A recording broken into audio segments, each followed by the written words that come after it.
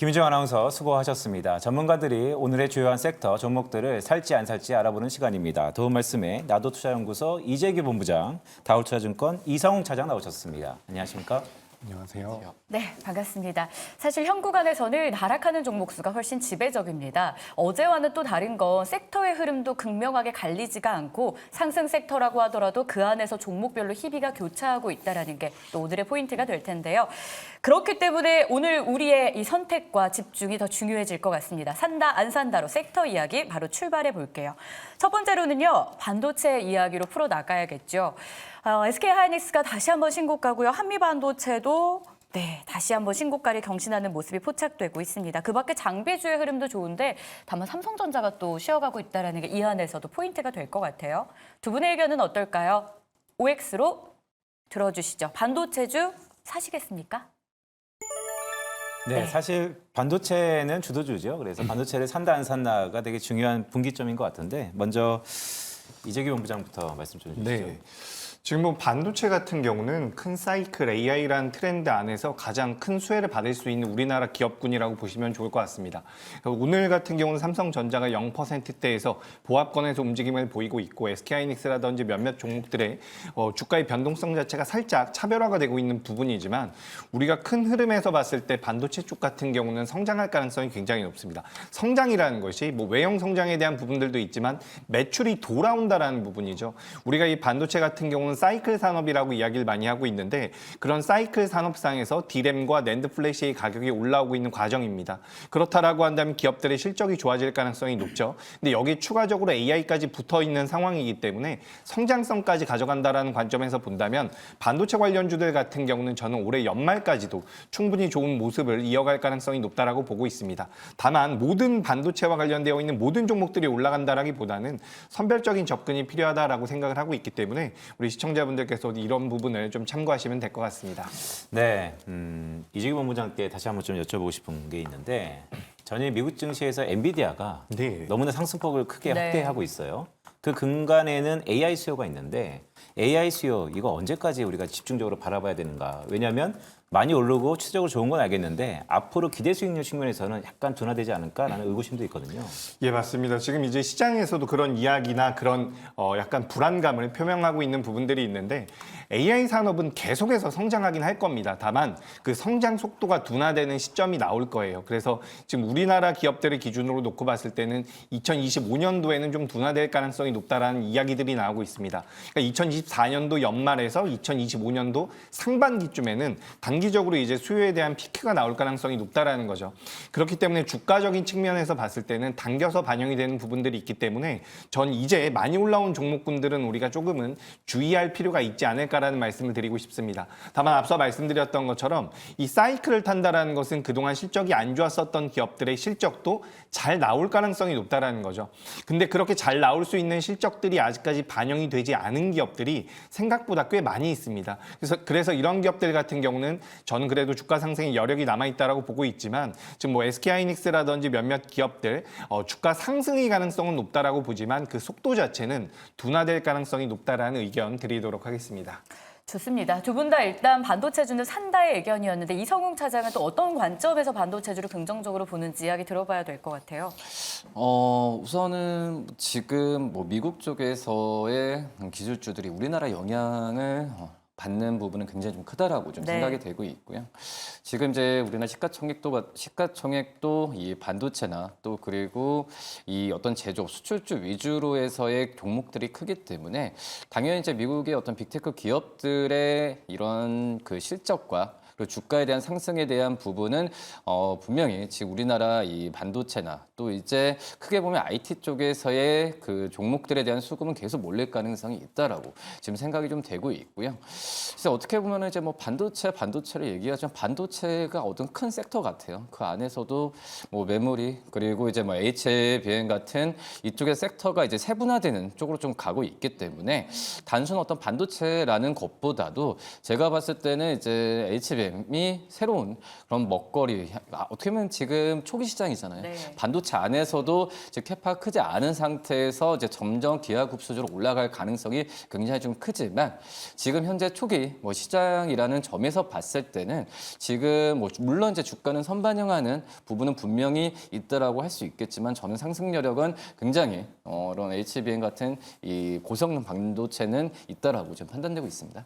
네, 좋습니다. 두 분 다 반도체에 대해서 일단 긍정적인 흐름.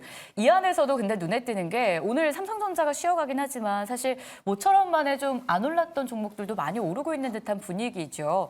그 가운데 대장은 역시나 한미 반도체입니다. 투자 유의 종목으로 지정이 된 상황에서도 지금 신고가를 경신하고 있는데요. 두 분 어떻게 한미 반도체 사시겠습니까? 괜찮을까요? 들어주시죠. 갈리는군요. 네. 이재규 본부장이 한미 반도체를 뭐 지금 타이밍엔 약간 보수적으로 예. 보시는 것 같은데 이유가 뭐죠? 너무 많이 오르지 않았습니까? 지금 당장 매수하기에는 부담이 된다라고 말씀을 드리고 싶습니다.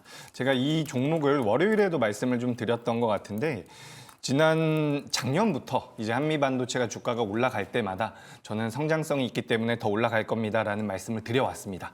근데 이제 오늘 레포트들도 많이 나왔더라고요. 그래서 내용을 좀 살펴보니까 글로벌 탑티어 후공정 기업들의 평균적인 포워드 PER이 약 50배 정도가 나온다라고 이야기가 되고 있어요. 근데 지금 한미 반도체 같은 경우는 거기에다가 20% 정도를 프리미엄으로 더해서 60배 수준까지 이야기가 되고 있습니다. 그렇게 해서 만들어지고 있는 목표가가 19만 원이에요. 근데 만약에 여기서 그 프리미엄 20%를 뺀다라고 한다면 현재 가격과 그렇게 차이가 많이 나지 않습니다.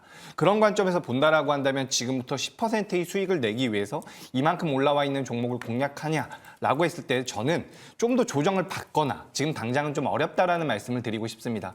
그러니까 우리가 주식 투자를 하면서 제가 한미 반도체가 안 좋다라는 이야기가 아니라 앞으로 성장을 할 가능성 굉장히 높지만 지금 매수하냐라고 여쭤보신다라고 한다면 저는 지난 월요일에도 마찬가지고 오늘도 마찬가지로 안 산다라는 의견을 드리도록 하겠습니다. 네, 이재규 본부장의 한미 반도체에 대한 스탠스가 명확하세요. 그러니까 좋은데 약간 지금 가격대가 부담스럽다라는 말씀 여기 주셨는데 차트를 보시면 아시겠지만 네. 매수하기가 좀 어렵지 않나요? 이 정도면? 그렇죠. 그렇다면 예. 또 여쭤보고 싶은 게 그럼 다른 반도체 산업들 예. 중에서 아니 종목들 중에서 어떤 걸 좀 주목해야 예, 될까요? 요즘에 이제 그동안 많이 변동성이 나오지 않았었던 뭐 디자인 하우스라든지 몇몇 기업들이 움직이고 있는데 제가 일단 가장 좋게 보고 있는 기업은 사이맥스라고 하는 기업이 있습니다.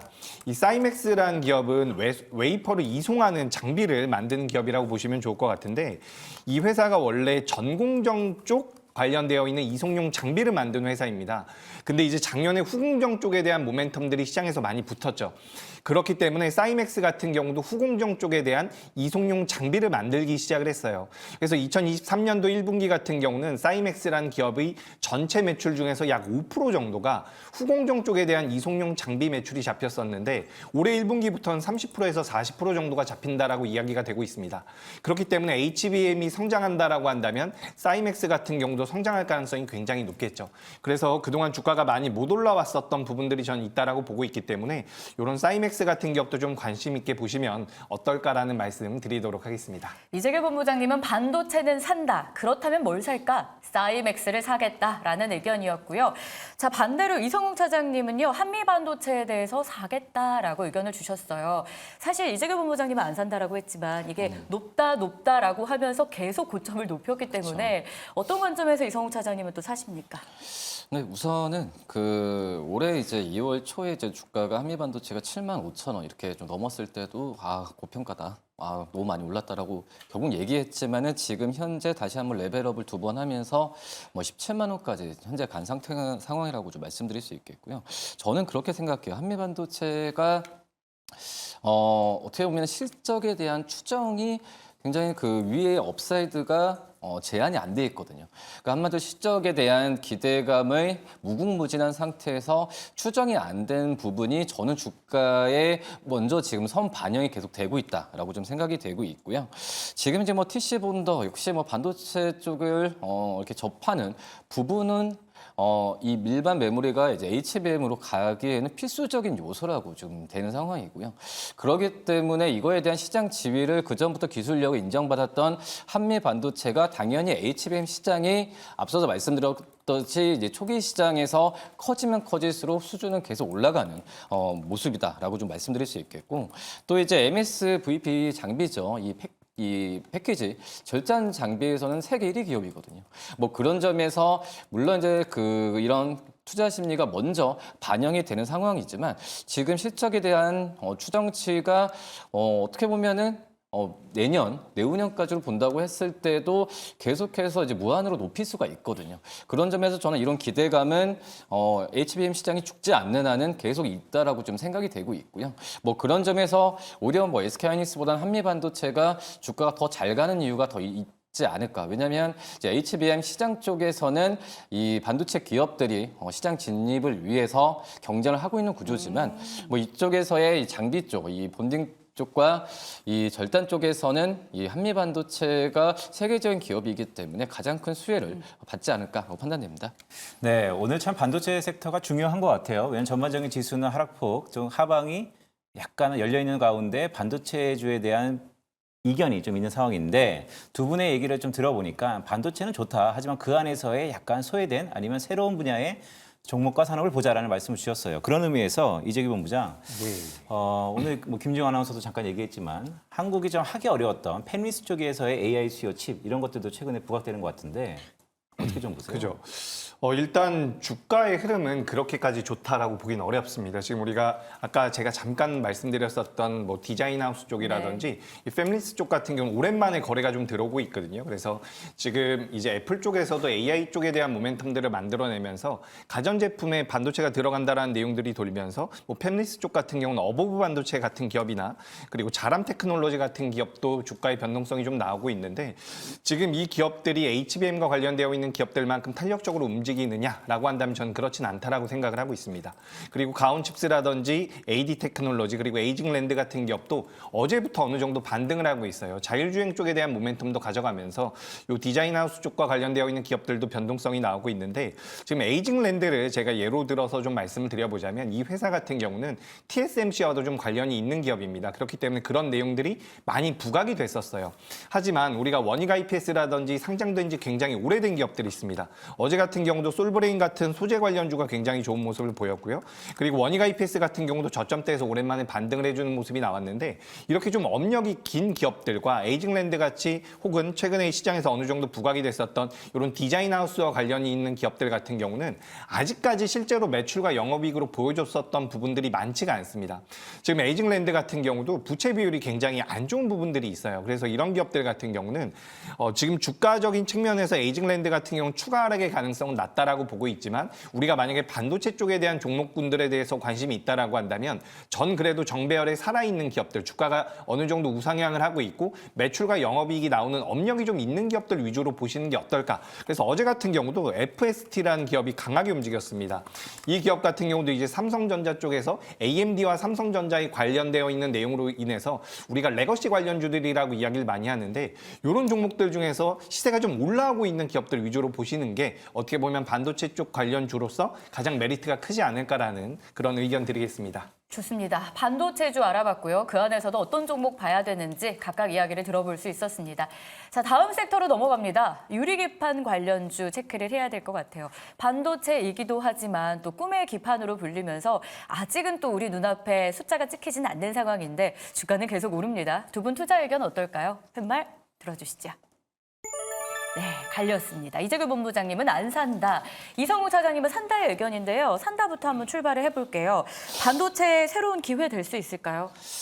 그렇죠. 근데 말씀하셨듯이 유리기판 쪽이 아직은 어떤 빅테크 기업들도 내재와 또 이거에 대한 필요성을 느끼지만은 본격적으로 양산하면서 이 우리나라 관련된 기업들이 실적으로 잡히는 건 아니에요. 네. 지금 현재 주가 부분 같은 경우에도 기대감으로 지금 가는 거라고 좀 생각이 되고 있는데 물론 그런 점에서 저도 이제 어떤 그 우리나라 유리기판 기업들이 실적으로 잡히려고 한다면은 저는 이 빨라도 그 올해 연말 정도이지 않을까라고 좀 생각이 되고 있고요. 이 유리기판에 대한 부분도 지금 현재 이 미국의 이 반도체 기업들 같은 경우에 우리나라 기업들과 협업에 대한 부분이 지금 현재 시작 단계라고 좀 볼 수 있어서 근데 결국은 이 유리기판에 대한 부분은 역시 일반 기판, 뭐 실리콘이나 여러 가지 이쪽보다도 필수적으로 갈 수밖에 없는 상황이 비용적인 측면과 여러 가지 부분을 본다고 했을 때 할 수밖에 없는 상황이거든요. 네. 뭐 그렇기 때문에 물론 이제 기대감은 많이 올랐다고 하더라도 저는 이런 상승 랠리가 물론 이제 조정을 받고 다시 갈 수도 있겠지만은 저는 관련된 어떤 기술을 갖고 있는 기업들 같은 경우에는 분명히 좀 계속 매수 관점을 유지해야 되는 게 좀 맞지 않을까라고 좀 생각이 듭니다. 네, 기판에 대해서 특히 유리 기판에 대해서 이성훈 차장 아직은 좀 긍정적이다라는 말씀을 주셨는데 자, 이재기 본부장은 부정적으로 보셨어요. 그런데 뭐 여전히 요원하다는 얘기겠죠. 하지만 이렇게 좀 질문을 드리고 싶어요. 자, 미래에 대한 먹거리입니다. 하지만 지금은 좀 부담스러워요. 하지만 바야흐로 이제 하반기는 금리 인하 시기잖아요. 인하라면 미래에 있던 먹거리가 다시 한번 유인이 높아질 수 있는 시기인데 그러면 이럴 때 먼저 좀 요원하지만 제가 매수 접근을 해야 되는 거 아닌가요? 제가 이 SKC를 월요일에도 말씀드렸습니다. 당시엔 제가 산다라고 말씀드렸거든요. 근데 SKC라는 기업에 대해서는 저는 일단 안 산다라는 의견인데 지금 유리기판 같은 경우 우리가 관심은 가져봐야 되죠. 지금 우리가 이 PCB에 관련되어 죄송합니다. 기판에 관련되어 있는 부분 중에서 유리기판 쪽 같은 경우는 뭐 일시적인 테마라고 보기가 굉장히 어렵습니다. 지금 SKC 같은 경우도 미국에서 칩스법에 관련되어 있어 보조금을 수령한다라는 내용들이 나오고 있는데 여기서 가장 중요한 부분은 미국이란 나라에서 인정을 해주고 있다라는 부분이에요. 그래서 이런 부분들을 봤을 때 분명히 성장성은 있다라고 생각을 하고 있고 우리가 앞으로도 계속해서 봐야 된다라고 보고 있습니다. 하지만 우리가 최근에 시장에서 변동성을 많이 보였었던 필옵틱스라든지 YC캠이라든지 캠트로닉스 같은 기업들은 우리가 어느 정도의 테마성을 가지고 변동성을 보이고 있기 때문에 중장기 투자의 관점으로는 조금은 어렵지 않을까라는 말씀을 드리고 싶고요. 지금 현재 우리나라에서는 SKC가 거의 대장주로 역할을 하고 있는 부분 그리고 삼성전기가 그 다음으로 따라가고 있다라고 보시면 좋을 것 같은데 전 일단 오늘은 안 산다라는 의견이지만 앞으로 이 시장에 대한 업황 개선이나 2025년도 양산을 목표로 하는 부분에 대해서는 저는 굉장히 긍정적인 의견 드리도록 하겠습니다. 네, 말씀 중에 잠깐 나오기도 했는데 SKC는 오늘 기점에서는 안 산다라는 말씀 주셨는데 좀 더 설명 좀 주시죠. 너무 많이 올랐습니다. 이게 왜 그러냐면 우리가 주가가 올라갈 때 성장성을 가지고 오는 경우도 분명히 있지만 네. 지금 시장의 트렌드를 보면 그래도 실적 시즌이 지나서인지 실적에 대한 모멘텀들이 많이 붙는 것 같아요. 근데 오늘 우리가 이제 다뤄보는 기업들 중에서 실적적인 부분에서 SKC 같은 경우는 지금 적자가 나고 있는 부분들이 있습니다. 그래서 이런 부분들 지금 그리고 SKC 같은 경우는 2차 전지 쪽에 대한 산업이나 소재 산업을 진행을 하고 있는 부분이거든요. 그래서 여기서 업황 개선이 좀 되지 않는다라고 한다면 일단 주가 흐름이 지금 직전 고점 부근까지 올라와 있기 때문에 뭐 돌파 매매 이런 관점으로는 가능하겠지만 당장 매수하기는 좀 부담이 되지 않나라는 의견을 드리고 싶습니다. 그래서 제가 월요일 날 말씀드릴 때는 이 기업이 13만 원 이하였어요. 12만 원대에서 제가 그때 당시에는 산다라는 말씀을 드렸는데 단기간에 너무 좀 빠르게 올라와서 일단은 안 산다라는 의견을 드리고 주가가 어느 정도 조정을 받게 되면 그때 다시 한번 접근할 수 있다라는 말씀 드려보도록 하겠습니다. 네, 13만 원짜리에서는 한번 매수 괜찮았다라는 의견이었는데 지금 단기간에 월요일에서 지금 수요일밖에 안 왔는데 좀 많이 올라오긴 했죠. 그래서 좀 자리에 대한 부담감 SKC 안 사겠다라는 의견이었는데요. 다만 이성훈 차장님은 유리기판은 일단 사겠다라고 의견을 주셨고요. 여기서 SKC에 대한 의견은 어떨까요? 글쎄 우선은 오늘은 좀 SKC의 수급이 좀 많이 몰리고 있긴 하지만 네. 기판, 유리기판 쪽으로 본다고 한다면 저는 이제 SKC보다는 삼성전기가 더 좋지 않을까. 왜냐하면 이제 SKC는 이 본업이나 매출을 봤을 때도 화학 쪽의 비중이 제일 많이 크고요. 네. 네, 그리고 이제 어떤 자회사에 대한 이슈나 이런 부분에 있어서 유리기판으로 좀 많이 이해가 되고 있는데 실질적으로 삼성전기가 이 기판 쪽에서는 어떤 사업성은 전 더 좋다라고 네. 좀 생각이 되고 있고 특히 이제 유리기판 쪽은 이제 삼성전기 같은 경우에 좀 AMD와 지금 현재 같이 협업이나 이런 기술 개발이나 이런 부분을 지금 하고 있는 그런 상황이기 때문에 실질적인 이제 유리기판 유리기판 쪽에서의 이 관련도로 본다고 했을 때 좀 밀접도가 SKC보다는 삼성전기가 좀 앞서 있지 않을까라는 느낌이 좀 많이 들고 있어서 저는 오히려 오늘 SKC를 올랐을 때 오히려 그리고 삼성전기가 좀 조정을 받을 때 삼성전기 쪽에서의 매수 관점을 가져가도 좀 괜찮지 않을까라고 좀 생각이 되고 있고, 물론 이제 삼성전기가 이런 그 MLCC나 이쪽에서의 어떤 지금 이제 스마트폰이나 이쪽이 약간 하향 산업이잖아요. 네. 근데 지금 실적도 많이 좋아지고 있는 상황이지만 MLCC에 대한 이미지로 인해서 주가적인 측면이 많이 좀 좌지우지 되는 상황이지만 저는 오히려 이 기판이나 이쪽에서로 봤을 때도 삼성전기에 대해서 매수 관점을 좀 가져가도 좀 나쁘지 않다라고 생각이 됩니다. 좋습니다. 이렇게 해서 유리기판 관련주 이야기 들어봤고요. 유리기판은 사지만 그 안에서 SKC보다는 삼성전기가 기술력이며 자리며 매력이 더 높다라는 포인트 기억해 보시죠. 자, 다음 섹터로 넘어갑니다. ESS 관련 종목들 봐야 될 것 같습니다. ESS가요, LS 일렉트릭이 신고가고요. 거래량 거래대금이 강하게 붙는 쪽은 PNT와 G2파워 쪽이죠. 아무래도 8월부터 미국의 중국 관세부가 본격화되는 가운데 에너지 쪽에 반사수의 기대감 나오고 유럽으로 확장될 것이라는 전망까지 더해지고 있습니다. 과연 두 분은 이 섹터 의견 어떻게 갖고 계실까요? 팻말 들어주시죠. 두 분 다 매수하겠다. 자, 어떤 의견이실까요? 이달 들어서 SK 이터닉스, 서신 시스템 등이 30% 넘게 올랐거든요. 그렇죠. 에너지 저장 장치 우리가 ESS라고 하는데 여기에 대한 모멘텀들이 계속해서 붙고 있는 것 같습니다. 네. 어제 같은 경우는 또 2차 전지 셀 업체들도 ESS 쪽과 엮이면서 변동성이 맞아요. 어느 정도 나왔었죠. 우리가 ESS라는 것은 에너지를 저장하는 그런 장치라고 생각을 하시면 되는데 최근에 뭐 AI 데이터 센터가 넓게 퍼지면서 관련돼서 에너지원 관련 종목군들의 주가 흐름이 굉장히 좋았죠. 근데 여기서 신재생 에너지라고 할 수 있는 태양광이나 풍력을 우리가 그 태양광과 풍력을 통해서 에너지를 수급한다라고 한다면 간헐적인 문제가 있기 때문에 그 문제를 해결해 주기 위해서는 ESS가 필요하다라는 겁니다. 그래서 뭐 SK 이터닉스 같은 경우는 신재생 쪽에 대한 모멘텀도 가지고 있고 ESS 쪽에 대한 모멘텀도 가지고 있는데 현재 이제 서진 시스템이라는 기업이 어떻게 보면 대표적인 기업이라고 볼 수가 있습니다. 서진 시스템 같은 경우는 글로벌에서 ESS를 생산하고 있는 탑티어 기업들을 고객사로 가지고 있는 뭐 알루미늄과 관련되어 있는 제작 기술을 가지고 있는 기업이라고 보시면 좋습니다. 그래서 이 ESS 쪽이 늘어날 것이다, 수요가 늘어날 것이다라는 내용 때문에 시장에서 부각이 되고 있는데 제가 생각했을 때도 ESS 시장은 계속해서 성장할 가능성이 높다라고 보고 있습니다. 그러니까 에너지가 중요한데 이거를 받았다가 에너지를 모았다가 그걸 날려버리면 굉장히 아깝지 않습니까? 그래서 그런 것들을 저장하기 위해서 사용한다라는 부분이고 원래 우리가 LG 에너지 솔루션이라든지 삼성 SDI 같은 셀 업체들 같은 경우도 우리가 사업 보고서를 읽어보면 ESS에 관련되어 있는 내용들이 많이 있어요. 근데 최근 들어서 이 에너지원에 관련되어 있는 중요도가 높아지다 보니까 그런 내용들이 최근 들어서 많이 부각이 되고 있는 것 같습니다. 그리고 뭐 최근 원전 관련주들도 변동성이 많이 나오고 있는데 전력 관련되어 있는 기업들이 전체적으로 사업 보고서를 읽어보게 되면 관련되어 있는 내용들이 대체적으로 좀 엮여 있는 부분들이 있기 때문에 지금 시장에서 전반적인 큰 흐름은 에너지 쪽에 대한 수급이 ESS 쪽으로 또 이어지고 있다. 이렇게 정리 드리도록 하겠습니다. 네, 이재규 본부장 얘기를 들어보니까 ESS가 좋은 것 같긴 한데 이게 근본적인 원인이 발전과 사용의 원초 간의 시차 레그 때문에 발생하는 것이잖아요. 그렇죠.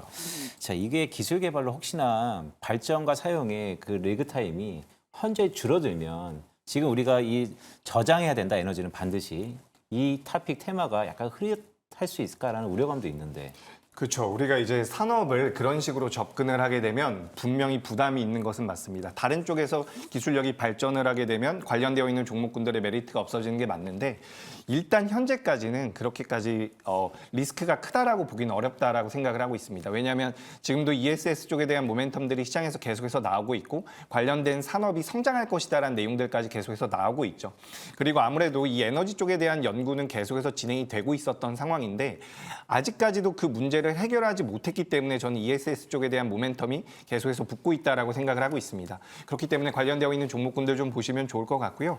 조금 더 투자 아이디어를 확장시켜 보자면 우리가 이제 여름이 되면 스마트 그리드와 관련되어 있는 종목군들도 변동성을 좀 보일 가능성이 있습니다. 네. 그래서 그런 종목군들도 추후에 한번 눈여겨보시면 찾아서 한번 관심 있게 보시면 도움이 될 것 같습니다. 좋습니다. ESS, 에너지 쪽의 집중이 이쪽으로 전환되면서 앞으로도 올라갈 가능성이 있다는 전망이었습니다. 이성웅 차장님도 ESS 매수 괜찮겠다는 의견이었는데요. 오늘 대장은 PNT라고 해도 과언이 아닐 것 같아요. 물론 뭐 G2파워 등도 강하긴 한데요. PNT에 또 이슈가 붙고 있는 상황이죠. 어떻게 매수 괜찮을까요? 그렇죠. 이제 어떻게 보면 이제 PNT 같은 경우도 2차 전지 쪽 로터를 장비라고 해서 ESS 사업을 하고 있긴 하지만 제가 봤을 때도 아직 ESS는 좀 초기에 좀 진입하는 그런 상황이라고 좀 생각이 되고 있고, 근데 지금 이제 PNT 같은 경우에도 어떻게 보면 2차 전지 쪽 관련 기업이기 때문에 그동안에 주가가 많이 눌렸던 게 사실이거든요. 뭐 그러기 때문에 어떤 실적이나 여러 가지 면에서 본다고 했을 때도 저는 이제 이 PNT의 이 코팅 기술이나 여러 가지는 이 기술력은 굉장히 좀 좋다라는 생각이 많이 되고 있는데, 여러 어떤 자회사들이나 그리고 이 2차 전지 쪽에서의 실적에 대한 부분이 투자 심리로 좀 많이 막아져 있었다라는 느낌이 좀 강하다라고 좀 생각이 되고 있고, 그렇기 때문에 오랜만에 지금 거래량과 함께 주가가 좀 올라갔을 때 저는 매수 관점을 좀 유지를 해도 괜찮지 않을까라고 좀 생각이 되고 있고요.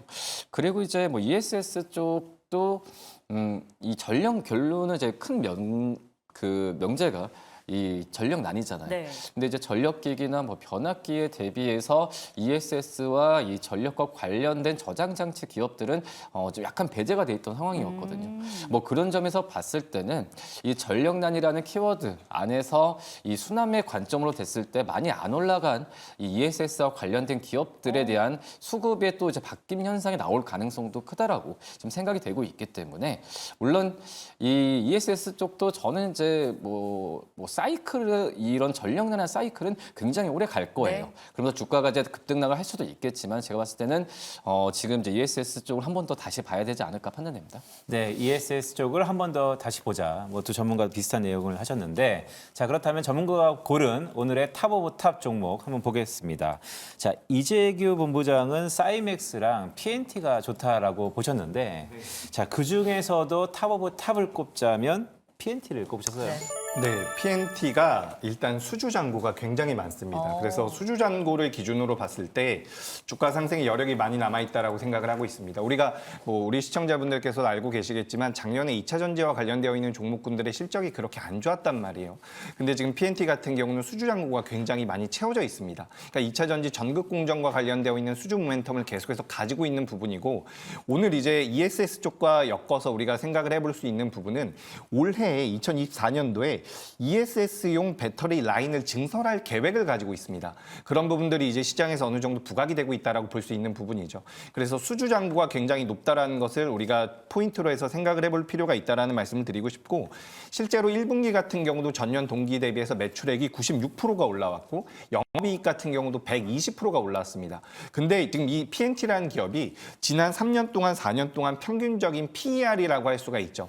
우리가 실적 대비해서 이 기업의 주가 위치다라고 생각을 하시면 좋을 것 같은데, 지난 3년 4년간의 평균 PER 이하에 지금 놓여 있다라고 보시면 좋을 것 같습니다. 그래서 어떻게 보면 굉장히 저평가가 되어 있는 부분이에요. 그래서 오늘은 20% 정도 올라오면서 급등이 나왔기 때문에 지금 당장에 따라 들어가는 것은 부담이 되겠지만 어느 정도 눌림이 나온다라고 한다면, 그러니까 지금 59,000원까지 올라와 버렸는데 55,000원 수준까지 조정을 받는다라고 한다면 저는 PNT 같은 경우는 실적을 기반으로 해서 ESS라든지 2차 전지 쪽에 대한 모멘텀 붙으면서 좀 더 올라올 수 있지 않을까라는 말씀 드리면서 목표가 67,000원, 손절가 48,000원 의견 드리겠습니다. 오늘 장에서 가장 매력적으로 지금 꼽힌 종목은 PNT 확인을 해봤습니다. 이재규 본부장의 선택이었고요. 이성웅 차장의 선택도 만나봐야겠죠. 세 종목을 매수하겠다라고 의견 주셨죠. 한미반도체, 삼성전기, 그리고 PNT. 이 중에서 가장 매력적인 지금 자리 매수할 종목은 어떤 걸까요?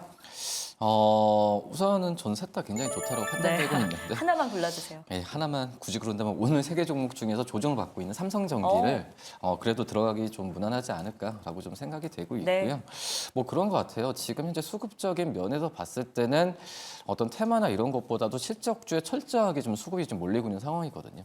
뭐 그렇기 때문에 삼성전기 1분식 쪽도 그렇고 뭐 MLCC나 여러 가지 이제 중국 쪽 뭐 중화권 스마트폰 업체들 여러 가지 면에서 봤을 때는 판매도 늘고 또 MLCC 쪽에서의 이 어떤 ASP도 지금 늘어나고 있는 상황이기 때문에 실적에 대한 부분이 우상향 추세로 분기마다 갈 가능성이 굉장히 좀 높다라고 말씀을 드릴 수 있겠고, 물론 이제 유리기판이 어떻게 보면 그러잖아요. 실적이 안 잡히면은 테마라고도 할 수도 네. 있겠지만 먹거리는 확실히 맞다고 판단되고 있습니다. 그렇기 때문에 이쪽에서 강점을 갖고 있는 삼성전기의 좀 매수 관점으로 말씀드립니다. 가격은요? 가격은 지금 이제 10원 7,800원 정말 괜찮고요. 저는 이제 17만 원까지도 이 1차적 목표가인데 근데 제가 항상 목표 주가를 말씀을 드리는 게 목표 주가 갔을 때 매도가 아니에요.